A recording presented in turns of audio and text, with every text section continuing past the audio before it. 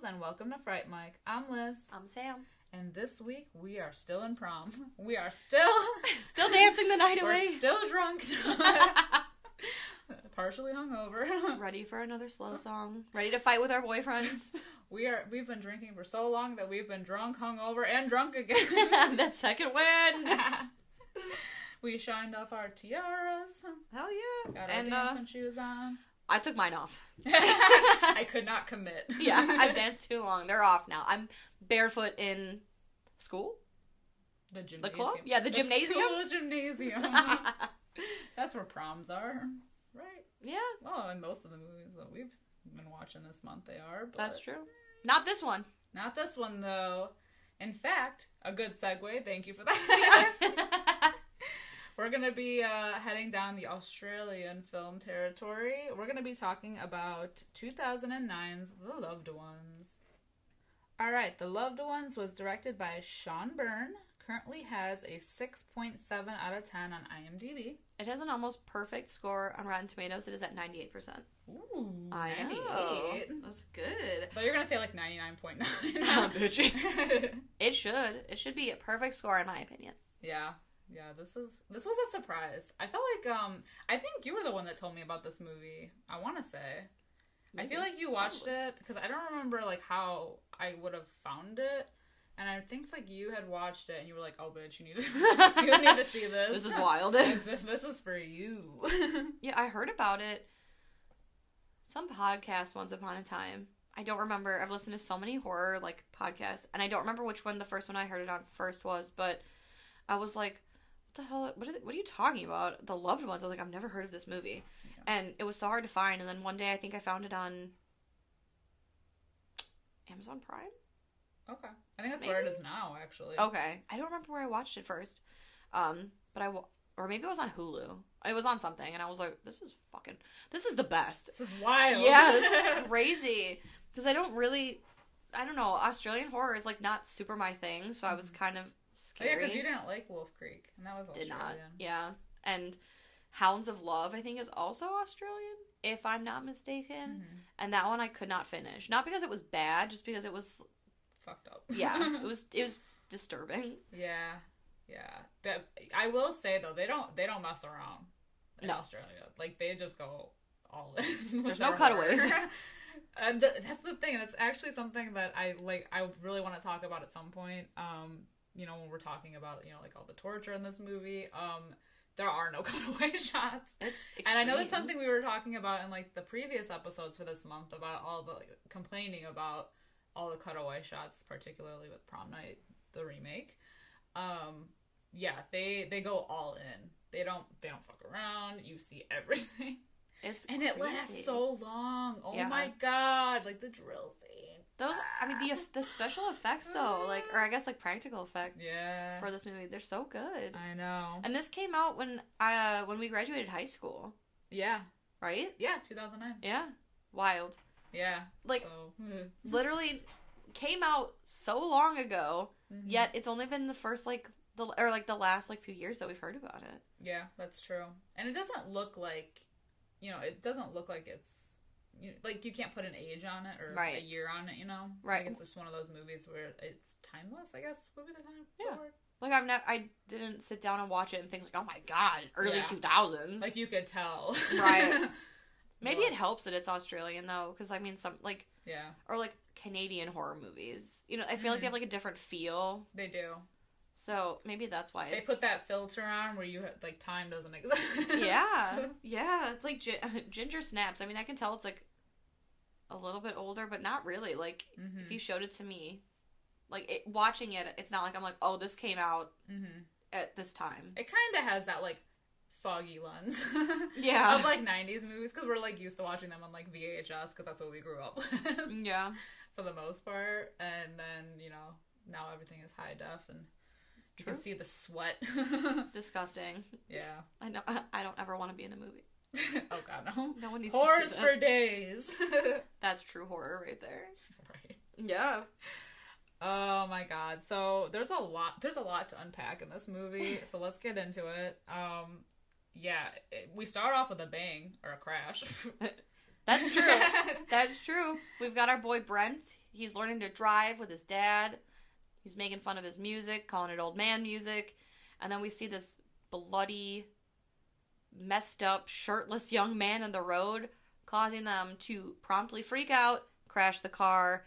And it is sad because while Brent, who is super hot, he lives. Had to mention that. That's an important detail. His dad, unfortunately, does not make it. So he is, like, struck with guilt. Yeah. Stricken with guilt. His mom also won't allow him to drive a car. Yeah, because now, by then, where we pick up is 6 months after the accident. And, yeah, she's super paranoid about him driving in a car. I don't know if it's just being in a car. No, I guess not being in a car in general, because she does offer to give him money for a taxi. But having him as the driver. Which is so funny. Yeah, because he does, like, come up with a good point when he's, like, really just in his feelings and just, like, angsty. And he's like, I'm still in a car. Makes no difference. Because I'm driving. You know, you blame me for killing Dad, you bitch. Yeah, it like, there's so many emotions in this movie, but, like, in the beginning, we're just getting, like, yeah, those hard-hitting ones. Well, it's, like, super funny, too. It's the same, like, what's that movie? I Know What You Did Last Summer. He gets, like, a very Jennifer Love Hewitt makeover, you know, because you see him in the beginning and he's, like, super happy and sunny, and then 6 months later and he's got, like, the emo hair and the bags under his eyes, and he's like, ooh. He hasn't washed his hair in days. He looks like he, like, sleeps in what he wears all the time. Yeah. He rolled out of bed in jeans. He's got bags for days. Yeah. Just his lips are... Invest in chapstick. I was gonna say chapped. He needs something. He needs a good spa day. Yeah. Yeah, so you can tell he's been through the ringer through this whole thing, just really, really feeling guilty about everything. We see him go to school, and our girl, Lola, our main villain of the movie. Love her. Well, so she approaches him while he's in his locker and asks really sweetly if, you know...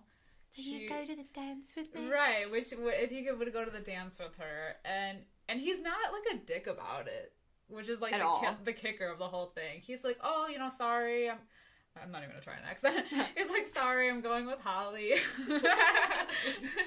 I'm sorry. I apologize. I apologize in advance for offending everyone in Australia. Yeah, so he's like, yeah, I'm going with somebody else, you know, I'm so sorry. Her heart just, like, shatters in that moment. You can almost hear it. You can hear it. It's like How I Met Your Mother, the glass shattering. It's just... Literally. And she just stares at him, which, I mean, I guess I would have done the same thing.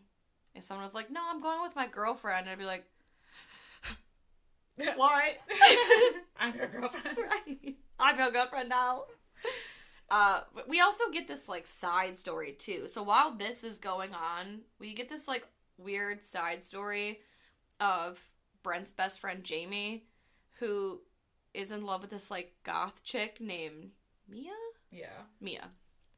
And he asks her to dance, like, in that same moment, and she says yes. So I feel like their story, I mean, I get it, it's supposed to be, like, a juxtaposition thing, but also... It's just random. It feels random at parts, because there's so much going on later that's, like, dark, whereas their story is more, like, lighthearted. I wouldn't even call it lighthearted, because it does get, like, kind of dark at some points, but more lighthearted than what's actually going on. Right. And the other. And it's, like, really bizarre, too, the way they, like, loop it around to make it so that way, like, Mia's dad is the cop, her brother is one of the guys that, like, went missing. It feels unnecessary. That's the thing. The first time I watched this movie, I was like, what is the point of this? Because it doesn't do anything for the plot. Right. It's an entire other side story, except to have the tie-in, which isn't really until the end of the movie, toward the end of the movie. So it does feel very random. Yeah. Like, the only... they try... I feel like they make it seem like the only reason the cop, like, really gives a shit is because it's a similar situation to his son. Right. Which we don't even know right away. Right. So, like... Yeah. So it's kind of just random at first. Yeah. But... Super weird. So then Brent, after he leaves Lola just standing there, like, with her mouth open, just like... he goes to see his girlfriend, Holly, and they're... Holly! I'm going to the dance with Holly. Aww. they are in her car because, as we have mentioned previously, he's not allowed to have one. So she drives him everywhere. They're making out. They're fooling around. Her boobies are out. And Lola is watching. Yeah, she's really close to the car and they don't notice that she's watching them. She's basically like up against the glass like... like the guy from Hey Arnold. Yeah, exactly. That mouth breathing guy. Yeah. He's just always hanging around. She's just like licking the window. Yeah. But so it's like a really weird scene also because she, like, Holly's like, I love you. And he's like, yep. Nope. Yeah, I know. But we also see that he is like self, what is it? Like self-harming. He's cutting himself. Yeah, he has like a necklace with a razor on it. Like edgy. Like a razor on it. And while they're fooling around, Holly notices that he's got all these cut marks. Was it on his arm? I think so. I mean, he's definitely, Australia definitely produces some more badass people because I remember in 7th grade when I was goth, I also had a razor blade necklace, but it was fake. Yeah. Because I'm a poser. Because I'm a poser. Anywho, that's neither here nor there. But like when he drops Holly off, this is like important. This is crucial because he mentions that, you know, since he's a snack, he really is. He got asked to the dance by somebody else, like another girl, and she's, you know, kind of teasing him. And she's like, well, who is it? And he's like, oh, I'm never going to tell you, blah, blah, blah. You know, and she just keeps asking. And finally, when he gets out of the car, he's like, all right, I'll tell you. It was Lola. Which is gonna come in super handy later on. Yeah. Thank God he said something. Yes. You see something, you say something. Yeah, but it's so depressing because so he goes home and, you know, that's when he's talking to his mom about, you know, like her paranoia and everything, and it's so dark. Like, oh my God, these characters are just like so flushed out. Yeah. And like so good with their emotions.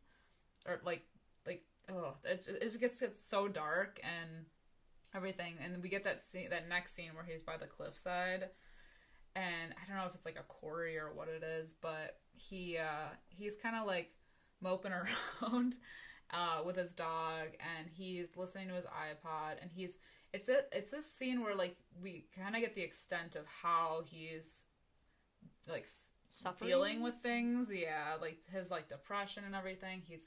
He goes on to like mess around and climb up the rock quarry, and there's that moment where he's like hanging off, like almost like literally with one hand, like he like is about to just let go and just like completely kill himself. But then, and it's like, I don't know, it's just like a weird thing because like everything gets kind of quiet and he's just like having that moment, and then once he like almost falls off, he realizes like, oh fuck, no, I want to live. Right, like no, never mind. Yeah, like he's like scared and, you know, climbs back up all the way, and it's just like, ugh. But it's sad too because like that is, I think, a moment where we as the audience kind of realize like even though he's in a lot of pain, he's not like, I don't know if he's come to that realization that he doesn't want to die quite yet in that moment, right. Or if he's all like, if he just, you know, is doing it for the harm or whatever. But like it's so sad because in that moment, like he's like, no shit, like I want to live, and he climbs to the top of the thing, and yeah, he's taking part in recreational drug use, but he gets drugged. Like Lola's dad comes up behind him and just is like, hey, does this rag smell like chloroform? And night and then it's like really effed up too because the dog is there. So, of course, you know, because this is an Australian movie, the dog's gonna get it. I know, and it's so sad. It's sad. I can't talk about it. I know. Yeah, so he's attacked, and I think that's the night of prom, because that's when Holly comes over, and, you know, she's expecting, you know, him to be ready and everything, and his mom is like, I haven't seen him, do you know where he is? They can't get a hold of him, they can't find him. So there's some panic, but they're like, oh, well, maybe he's just whatever. Maybe he's just emoing dicking around. Yeah. They don't, like, I mean, it's concerning, but, like, not really. It is, like, the mom is a little concerned, though, just because she did call him. Yeah. And then she heard suspicious noises on the other end, like the phone dropping for sure. And I think it was, like, right at the moment where he got attacked. Yeah. So she, like, is already kind of, like, suspicious. Yeah, and she's just, like, a worrisome person anyway. I mean, just because of everything that's happened to their family thus far, you don't blame her. Yeah. So, like, her and Holly are just, like, hanging out, and then I think it's right around then, right? Because they've been chilling for, like, a little minute, and then the dog comes. Aww. Like, did they drop the dog off? I can't imagine the dog, like, making it back. The dog, maybe. Like, basically crawled its way back, and it had been stabbed. And so now they know that, like, something's kind of up because he was, you know, the dog was with him, and now the dog, you know, it's so sad. I know. Because then Holly even takes the dog, or tries to take the dog to the vet, and he dies on the way. Holly's a good girlfriend. She is! Like, Holly's a really good girlfriend. The whole time. Yeah.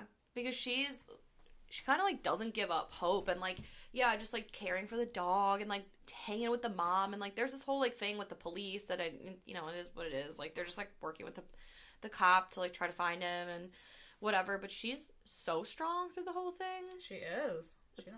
She don't play. No, not at all. So, up until the last moments. A good woman is hard to find. Yeah, literally. And it's, like, really sad, too, because, like, at one point she even finds that card in his bedroom where he wrote, like, I love you. Yeah. And it was, like... Oh, that I, like, you did what all the king's horses and do or whatever. The Humpty Dumpty quote. We're all crying. I know. As if we weren't already crying because of the dog, but... Yeah. Oh my god, yeah. So, we also get the side story. We keep getting, like, flashback, or, like, not flashbacks, but, like... Cutaway shots to, like, their situation with Brent being missing, and then Mia and Jamie? Yeah. Their whole thing where he goes to pick her up from her house, and her parents are, like... like, so nice. I know. Because her daughter's such a dick. And she's just such a bitch.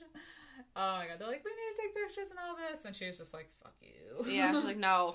Get in the car. Yeah. Yeah. But we do see the car that took Brent away. And they are clearly on their way to their destination. But they stop for some roadkill takeout. Yeah, off-brand chicken. Which, you know... we'll see later. Yeah. It's, oh my god, it's just the whole fucking night is so weird. This is just, like, the weirdest shit. Yeah, like, of course it would be, like, off-brand KFC, and then... and the roadkill. And, yeah, the roadkill. The roadkill they scrape off the street and, like, pick up. Ugh. Disgusting. So... oh my god. They finally arrive home. First of all, Lola, like, rushes out, and she's like, no, you killed him! And they're like, no, his heart's still beating, because she's like, you've ruined it! Can we talk about the creepy doll montage, though? Yeah. Before we are even introduced to, like, Lola, like, at home. There's, like, this is, like, straight out of Toy Story. Like, Sid from Toy Story. Because there's a creepy montage of all these, like, dolls and, like, toys, like, with their heads, like, messed up. Like, detached on, like, you know, she's a straight Sid. You get it. Like, the toys are messed up.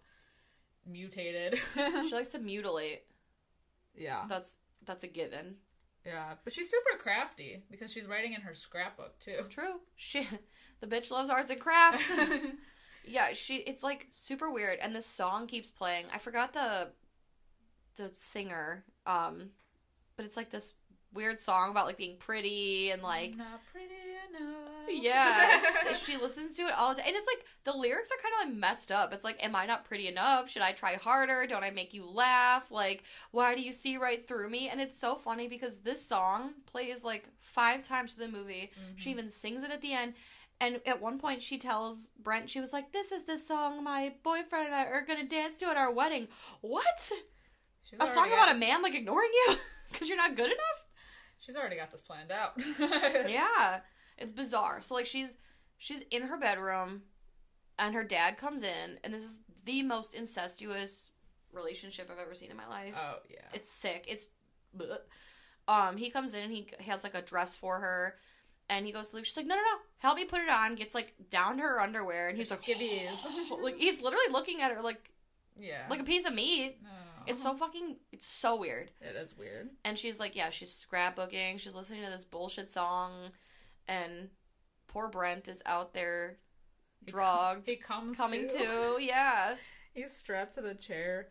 Oh my god. Is this when the chair is nailed to the floor, but They didn't nail him to the floor yet, quite yet. not just yet. But yeah, he's bound.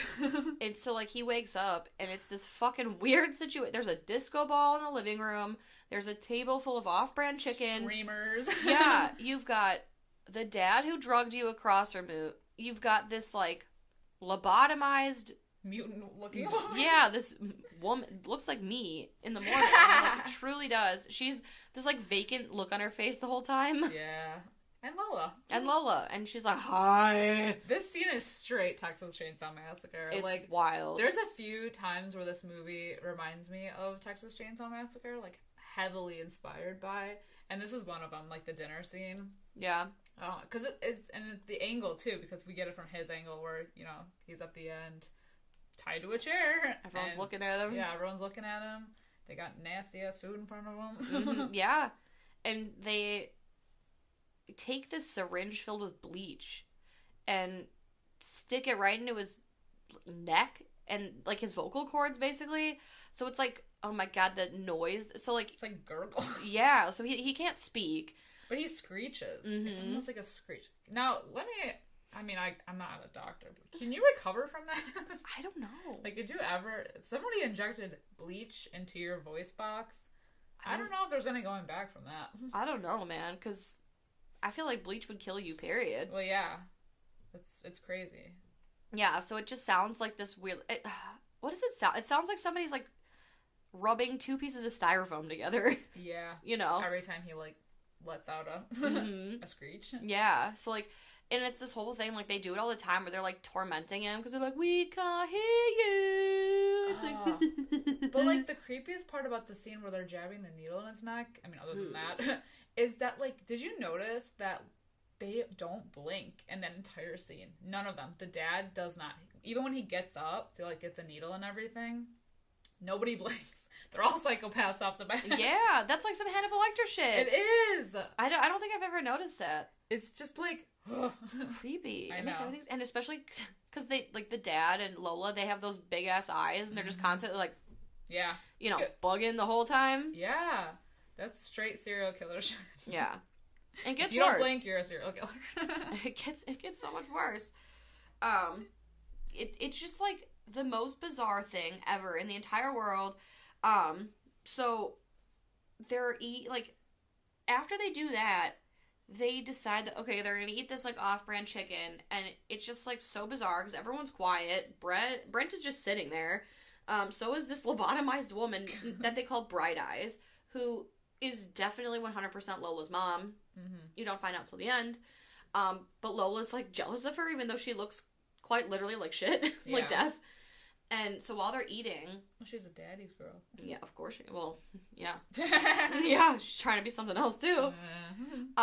So yeah, this is like the weird scene where she's like, oh my god, because she says something, she's like, who's prettier, me or Bright Eyes? Like, how does that conversation even start? Because it's like, what the fuck? Yeah, because he doesn't answer or something. The dad doesn't answer. Wait, it's the wishbone. That's what starts it off, because Lola gets the wishbone and the chicken. Yeah. And she's like, make a wish, daddy. And they, like, snap it off, and he gets the bigger piece, and he's like, that's okay. I wished for you anyway. She's like, I wished for you too. It's fucking weird. It's weird. Yeah. And then she's like, she starts it on Bright Eyes. She's like, who's prettier, me or Bright Eyes? And he's like, oh, I think you're both pretty. Like, why is it a competition? And she starts jamming the chicken in her mouth. Yeah, she's like, you better not get too skinny, otherwise Daddy won't like you anymore. Fucking freak. Freak. The first time I watched this, I thought they were eating the roadkill. I'm like, wow. But still, the chicken is nasty looking. The chicken does not look good. And then she, like, turns to Brent, who's just... Chilling. He's just there. And she's like, what are you looking at? I'm looking at this. I'm looking at all of this. What the fuck is happening? Yes, you freaks. Goddamn you. So then she has to, of course, like, stick the chicken in his mouth, too. And that's when she starts in on this, like, is it finger licking good? And she makes him like suck on her fingers.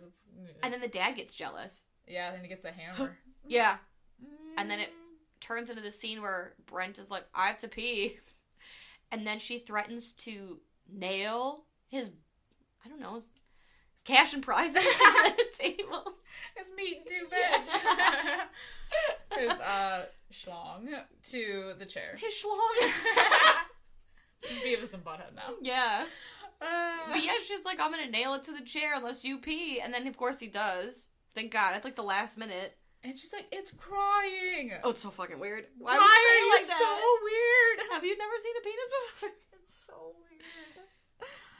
Oh, well, he does take the opportunity. Isn't this when he, like, kicks her in the face? Yeah, because she says something bad about Holly. Yeah. And then he kicks her and makes, like, a dash for it while the dad is tending to his woman. Oh, his woman. Oh. Yeah, so he's able to, like, kind of get away and run outside, and he, instead of, like, running off into, like, the field or whatever, he, like, hides underneath the car, which, why?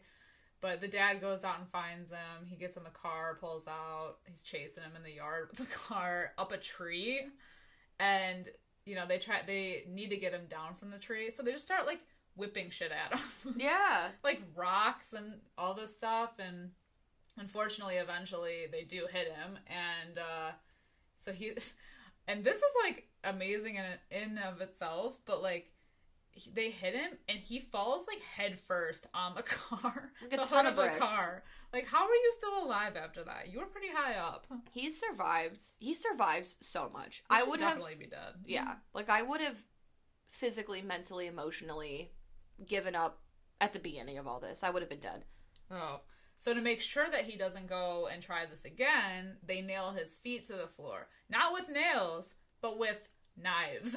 It's so painful. And she wants him to cry so bad, and she keeps yelling at him to cry, but he's so, like, headstrong that he doesn't, to spite her, and she gets pissed. She, like, screams in his face, and then the dad just keeps, like, nailing him in so many times. And also while taunting him, saying, like, this is what I used to kill your dog. Oh, God, why? You fuckers. I know. Unbelievable. The amount of times that they, like, hit his feet in. It's a lot. So much. I mean, I feel like he, like, mangles his feet. Like, other than just having knives jammed through the feet, it's just, like, how can he even walk at the end? I think he's going to be completely fucked by the end of this movie. Totally fucked. Like, can't walk, can't talk. Yikes. He's in a wheelchair, but you know what? He's alive. Barely. He's got his life. That's all a matters. whole life to live. I know, a whole life to just be fucked up. Meanwhile, the mom and Holly, they, I think, isn't it when they kind of get the cops involved, because they find Brent's iPod by, like, the quarry and everything. And so there's kind of, like, an investigation, but it's very half-assed at first. It's, like, kind of not really. He's like, oh, I let the guys know, they'll start an investigation in the morning. Yeah. I'm sure it's a whole missing persons rule where it has to be, like, 48 hours or some shit like that. Even though it's all suspect. Like, he didn't just, like, leave. Yeah, and the dog. The dog was stabbed. Because, wait, did he not know about that? Well, right? Because they mentioned that they're like, oh, yeah, well, what about they stabbed our dog? Yeah, they weren't going to, like, look into anything because he hasn't been missing for that long until she calls the police officer saying that, like, well, you know, he's missing, but also our dog was stabbed. Yeah.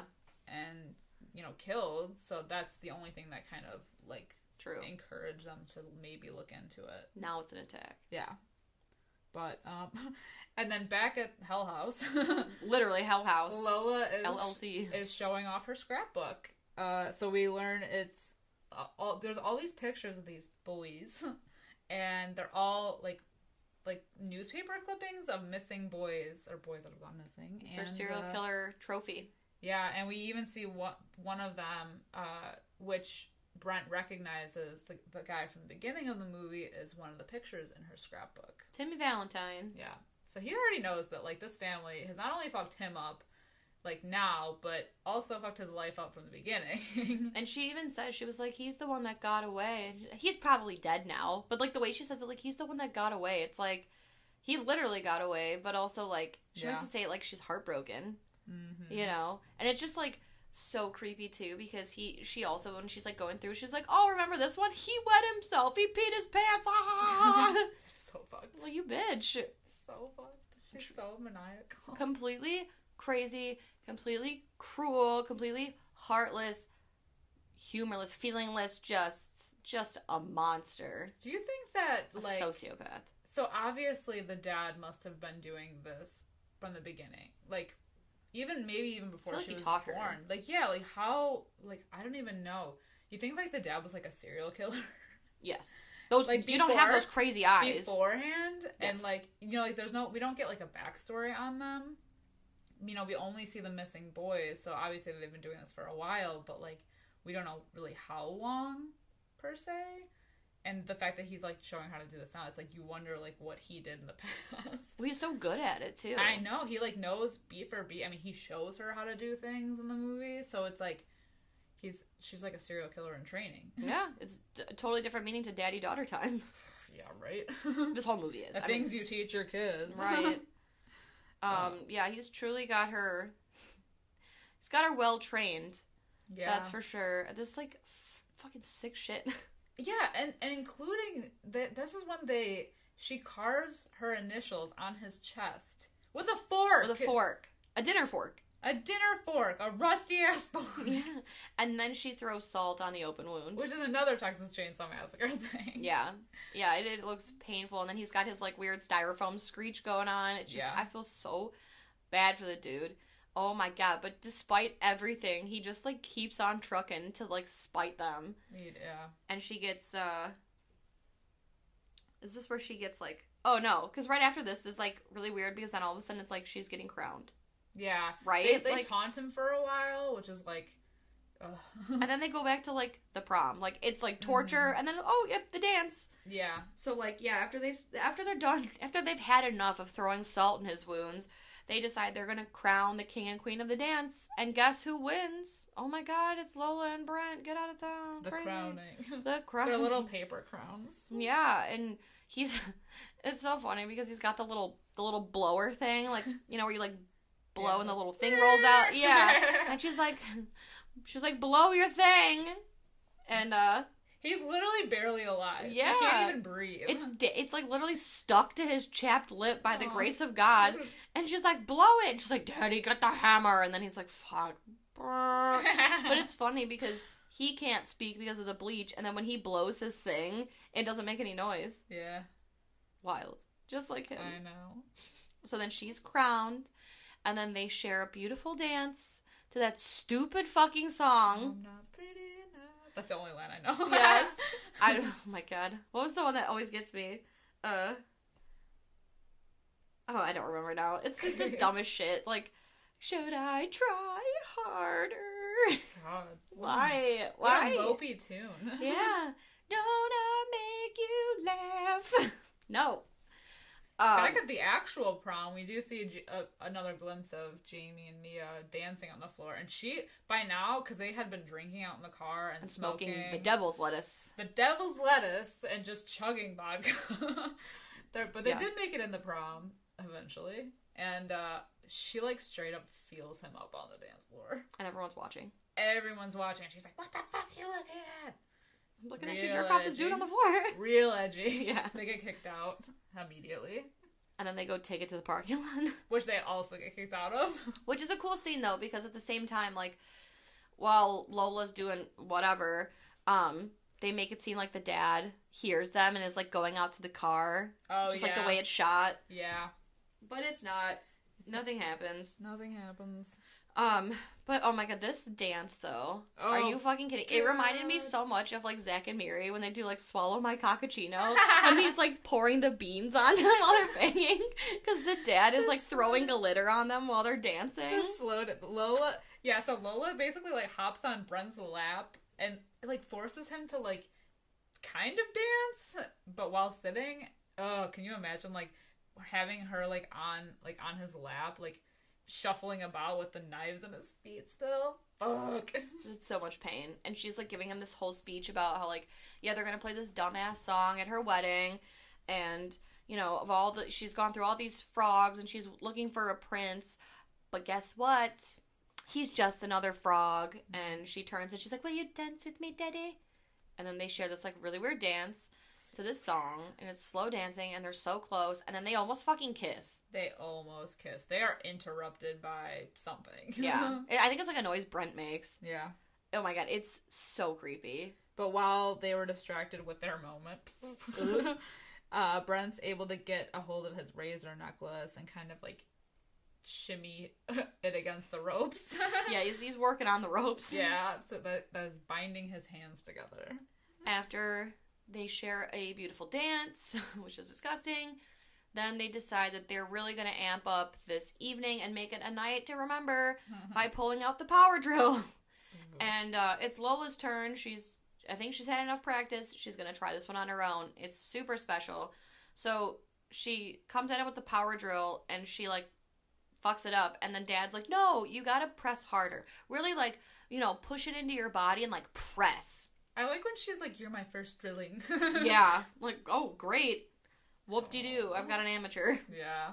So she's able to drill a hole into his head, right through his skull. I feel, in my mind, there's like smoke coming out of the hole. Well, yeah, I think there is because it's hitting like straight bone. This is one of those moments where like you think that maybe something, because at first it kind of cuts away because like she's going for it and we're all like, oh my god, is it actually gonna happen? And then the power drill, whatever, something malfunctions and it turns off. And we're like, oh, thank God.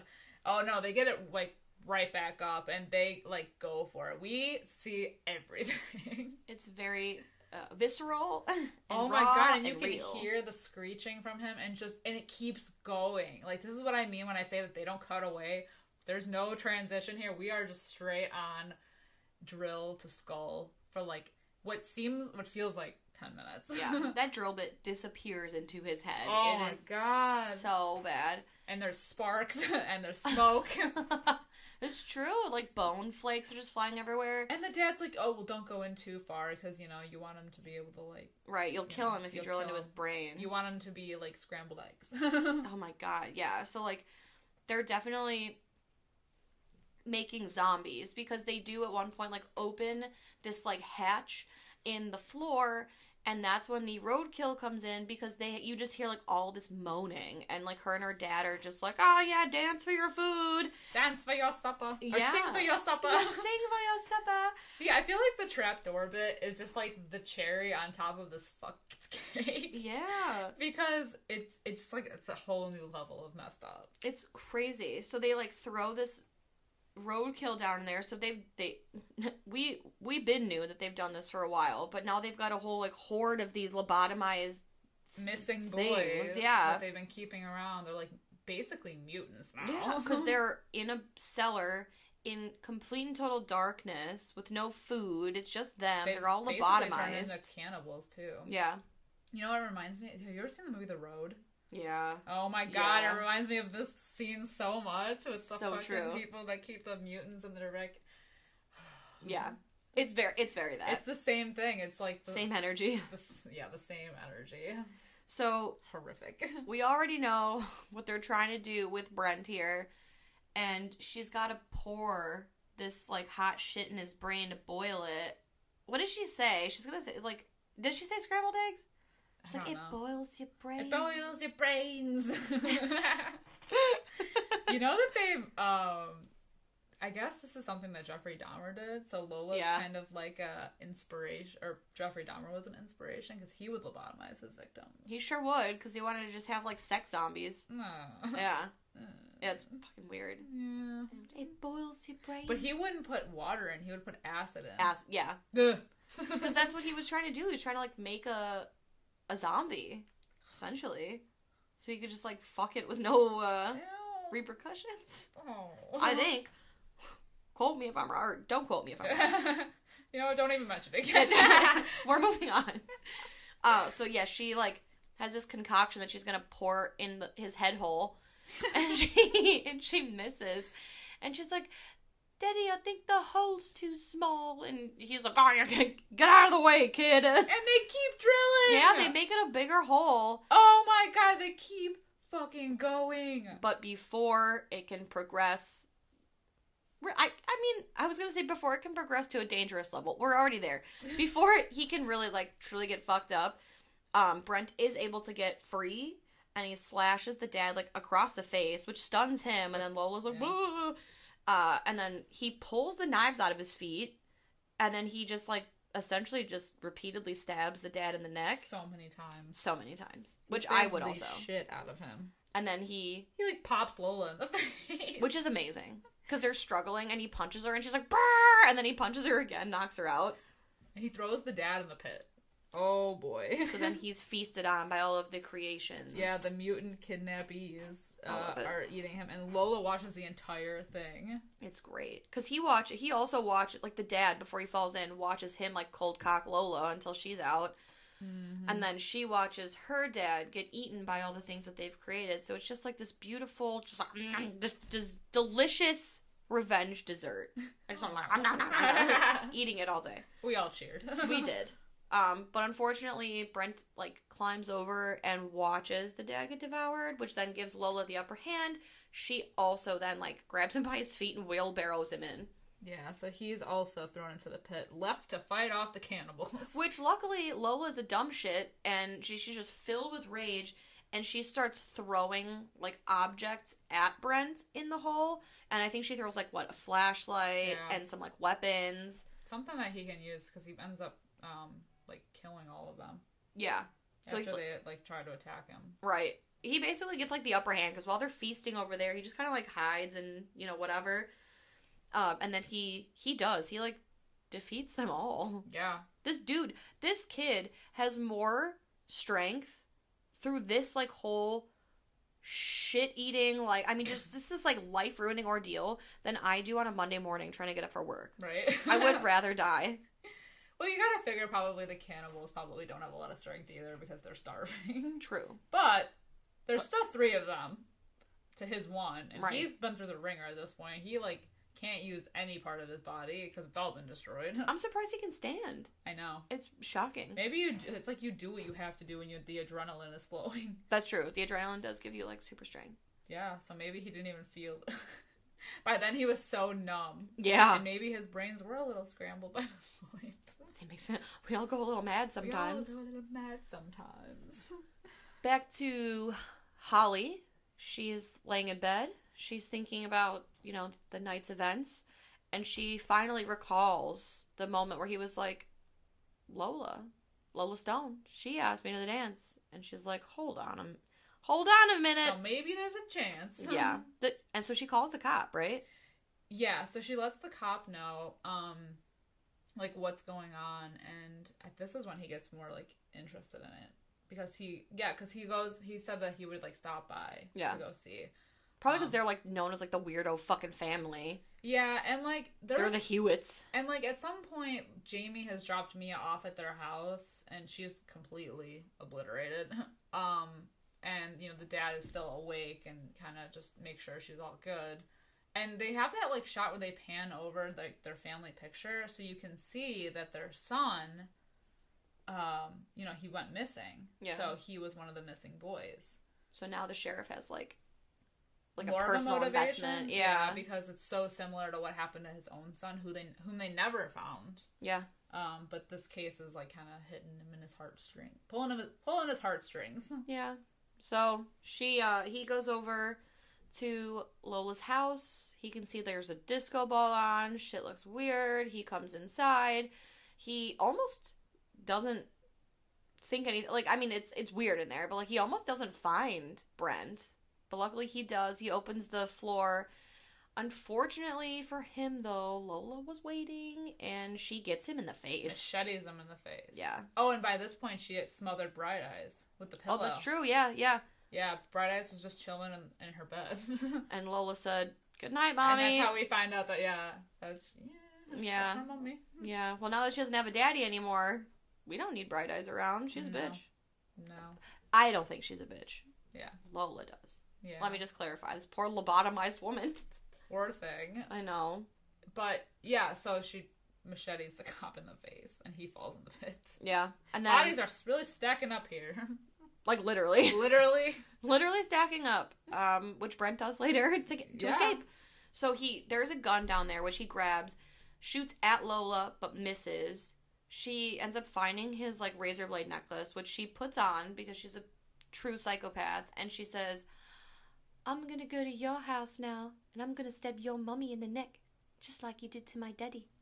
And then I'm gonna go to Holly's house and stab her in the heart, just like you did to me. Why are you so good at it? I didn't even try. So she's on her way, en route to revenge. Mm-hmm. She's walking. She not drive? Yeah, no, she's not driving. She's on foot. So, like, why? I don't know. Can she drive? Maybe not. Maybe she's just so pumped up that she's like, yeah, I'm gonna do this. Yeah, true. Walking 10 miles. Talking barefoot. I would walk 500 I mean, miles. exactly. In a cornfield. Yeah. And she's singing the song. First of all, she not only grabs the necklace and throws it on, and the knife, but she's also carrying her scrapbook and her shoes. Yeah, that's weird. That was a choice. What was the scrapbook? What was she gonna do? I mean, what was she gonna do versus what she ends up doing with it? You know. Yeah, true. But I don't know what her plans were. Maybe she was gonna take pictures of it and put it in her scrapbook to show him later. Maybe. She was gonna show his mom.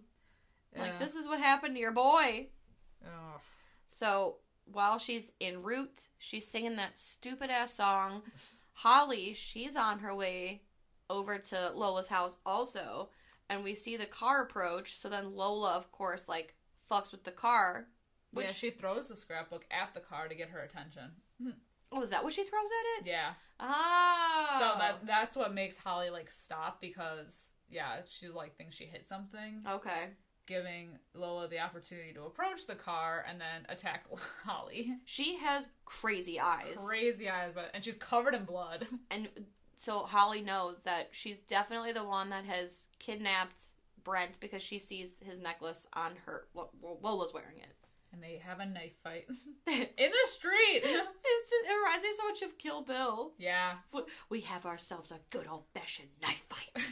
Well, one person has a knife, the other one doesn't, but still. True. Still. So yeah, they're like fighting or whatever. Holly opens the door because they're in the car, so she opens the door to like get out. They're like now on the ground, they're wrestling around. She ends up kicking Lola in the face to kind of like get away. And while she's running, we do see Brent has now like very clearly made a pile of bodies to climb up out of the hole. He takes the cop car and escapes, and while he's driving down the road, he almost hits Holly. Narrowly avoiding her, he does hit Lola pretty bad with the car. Yeah, so he has Holly get in, and her reaction, because he's so fucked up and mangled looking by this point, she, like, jumps in the car, takes one look at him, and just, like, screams. She's like, oh god! Rude. Like, let's just say rude. She doesn't even recognize him. That's how mangled he ends up looking by the time that he escapes. And it's just, like, so... But at least he's alive. Like, I would be so... It's, like, sad to see someone you love like that, but also, like, oh, well, thank God you made it. And all I kept thinking of was, like, don't hug him because that must be so painful. Yeah. Oh, like, what if you get, like, brain goo on you, too, from that hole in his head? Yeah. They gotta, like, put something on there, like a Band-Aid. Yeah. And, like, how does he smell? Oh, God. Think of the smell. Oh. It always comes back to that. It always does. Think of the smell. You haven't thought of the smell. You bitch. What does a brain smell like? Probably gross. Ooh. Ew. Wait, what does that smell like? Chicken? Oh, raw chicken. Ew. That's neither here nor there. Anyway, we'll put a Band-Aid on that, literally. Yeah. So they're in the car, and you just see Lola, like some fucked up crab. She's just, like, crawling, like, knifing her way. Sticking out. One working arm, and she's using it to, like, drag her own body in the street. And it's like she is not giving up. She is coming after them, and then we see like it's another cool camera shot because they see her and they're like no. And they're reversing at her, and it's just like this slow motion shot of like slowly coming at Lola's face, like, you know, the camera is. And then at the last second, just super fast, just her head smacking that bumper. Blood everywhere. So I don't think she's surviving. I assume she's dead. And then the movie ends with a happy embrace from Holly, Brent, and Mama Brent. Mama Brent. This movie is a wild, wild time. I love it. Lola? We need to talk about Lola for a minute here. Wow. Whatever Lola wants, Lola gets. I mean, dare I say she's one of the, like, most sadistic, modern-ish horror villains. I agree. I mean, and she's like a teenage girl. Yeah, well, she's supposed to be like 15, 16. Yeah. She is something else. She is like next level. I'm just like, I don't know why I'm so hung up on like their family dynamic. Like, it's just like, it just makes you wonder, and I'm kind of glad that we don't have the answers for it, but it makes you wonder, like, okay, so the mom got lobotomized as well. Like, were they experimenting on her? Like, what was their backstory? Like, obviously the dad is like in love with his daughter, but still wanted the wife around. And so, I don't know, like, were they experimenting on her? Like, what? Did she act up? Yeah, I don't know. Is that what happens in the house? If you talk shit, you get lobotomized? But it seems like Lola's the one that's like almost in control of everyone. You know, like the dad is under his daughter's spell. Yeah, whatever Lola wants, Lola gets. Yeah, so it's so fucked. Like, does he keep... And, like, they call her Bright Eyes. Is that to, like, make her less human? Because, like, it's almost like... They don't want to acknowledge that she's the mom still? Yeah, it's like disassociation. Maybe. You know, but then why keep her around? Distancing. Well, I mean, I could guess why they might keep her around. Why? For the dad. I would say, yeah. But, like, is it the dad's guilt? Like, that's weird if I fuck my daughter, so if I have my zombie wife around, like, maybe I won't. Yeah, and maybe, like, because he says... It makes you think that maybe he might still have feelings for the mom when he says, like... You know, when she's asking him who's prettier. And he said, well, you're both pretty. Like, he doesn't want to hurt her feelings, too, even though, you know, what the hell? And, like, even when, after they first inject Brent, and then they take pictures where she's sitting on the lap, and then he's like, one with Bright Eyes, and she's like, fine, make it quick. And then she pulls the hair. Yeah. And even the dad's like, oh, it's just a picture, like... Yeah, so he still, like, cares, and that's, like, the most fucked up thing about it, is that they did this, like, terrible thing to this woman, and they're still keeping her around. And that's probably like the most haunting thing about like lobotomies or anything like that. You know, that's what always messed me up, like watching Wolf Creek. You know, spoilers, because like he paralyzes her, so she's still alive, but she's not able to do anything. And I think that's like the most horrific thing. Yeah, for sure. Ever, just being stuck in this situation forever and not being able to like get away. Yeah, it's like Christian at the end of Midsummer. Yeah, you know, just being able to see and feel everything, but not being able to do everything. And I think that's the biggest horror of them all. I know it's not even a well, I guess it's a slow, painful death essentially, but it's not a quick kill to put you out of your misery. It's lingering. Yeah, it like same thing with Shutter Island is essentially they just lobotomize people and then you become this weird shell of a human, like you're there but you're not really there. Yeah. It's scary. I know. What a way to torture people, because I mean, that's honestly, the true torture, honestly. Yeah, and especially for someone like a 15-year-old girl to be doing this, like it's just a second generation of maniacs, psychos. Yeah. I want to know. I don't want to know, but like, do you think they banged? The dad and the daughter. Like, do you think it got that far? I don't.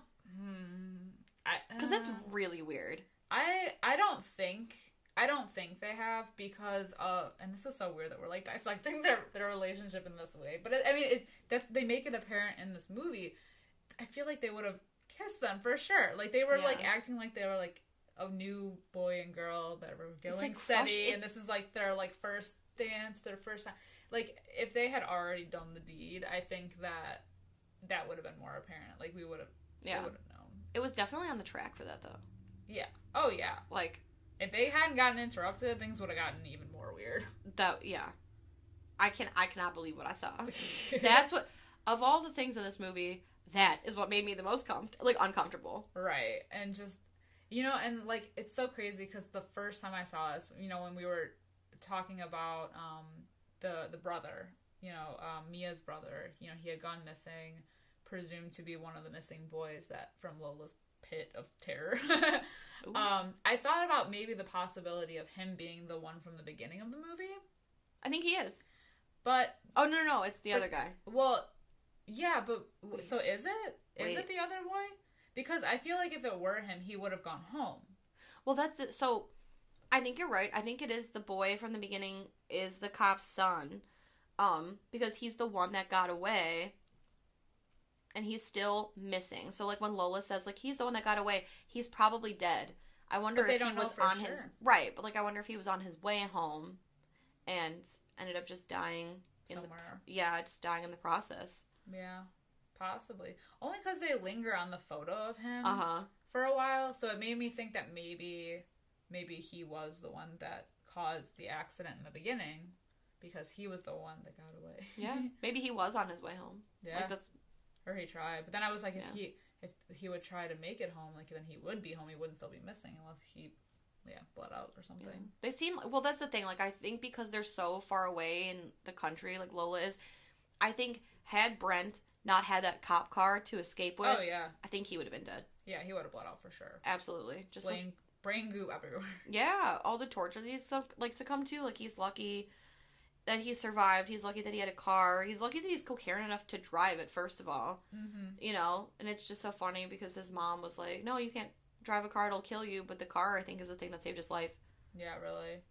And it's weird because this was, like, a whole prom theme thing for her. But, like, you know, she's not going to prom every year. So, like, what are the other themes for these other boys? Right. Because in the beginning, we do see the kid in the street does have the carving in his chest.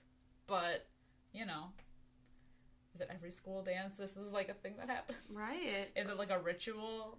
Or, like, I wonder because she, like, he calls her princess all the time. Like, is this some weird thing where it's not even necessarily, like, having to do with a dance, but just, like, almost like a mock wedding or something, maybe. You know? Because they do, like, the first dance, they play that song. Yeah. I have no idea. I don't know. Fucking weird. But I also the last thing I wanted to talk about was how pretty this movie is. True. Even the credits with the glitter. Yeah. So, okay, gory as shit. But, like, even at the goriest moments, like when she's dancing with him and there's blood everywhere, the dad, like, throwing the glitter on them and the glitter, like, landing in the blood, it all looks so pretty. It's a disco bloodbath. It's just, like, I don't know what it is. It's, like, the imagery of it. Everything is, like, so dark, but, like, her dress is, like, pink and, like, her nails are pink and glittery. Yeah, there's, like, glitter on everything. So it's, like, a pretty disgusting movie. It's very, like, the color palette, I feel like, is very, like, 80s prom. You know, just like, with the teals and the pinks. Yeah, I was going to say blue and pink. Mm-hmm. Yeah, it's very that. It's like a pretty... disaster. Yeah. I love the juxtaposition. I know. Was there anything else you wanted to talk about? I don't think so. Should we get into our ratings? Yes. What would you give The Loved Ones? I'm gonna give it I'm gonna say 5 out of 5. Hey, nice. I'm giving it a 4 out of 5. Oh. Explain. Well, no, like I mean, I love the movie. Yeah. I love the movie. It's great. I don't think I have, like, a reason really not to give it a 5 out of 5. You know, like just in your gut? Yeah, like, my reaction was 4 out of 5. I enjoy it. I don't normally like... So I straight up don't like movies that are just straight up torture porn, like, for no reason. I think I've said that before. But, so this has that, but because it's, like, so well acted and, like, the characters, like... their emotions are, like, realistic, and it's, like, so well acted. It's more than just that. So I don't even mind, like, the gore in it, you know? Because like, they do a good job of breaking it up. Yeah, right. So, I don't know. Yeah, 4 out of 5 was my gut reaction. Why did you want to go with a 5 out of 5? Oh, same thing, I guess. It's my gut reaction. Can't find a flaw. Can't find a single flaw. Lola is the craziest. The visceral reaction that I have to the drill... and the incest. Oh, yeah. Makes me feel things. Also, I enjoy this movie so much. I watch it all the time. Yeah. Or, like, you know, it's something I can easily throw on. And it never gets boring. Like, it's never like I don't want to watch this movie. So, 5 out of 5. 5 out of 5. 5 out of 5 for me. Alright, guys, that's going to wrap it up for this week's episode. Let us know what you think of The Loved Ones. You can let us know on Instagram, Facebook, or Twitter. You can find us there under Fright Mic Podcast. We also have a Patreon if you're looking for extra spooky content. Yeah, I hope you're enjoying our prom month. We have a whole other next week. Yeah. And, so until next time, I'm Liz. I'm Sam. Rest in peace.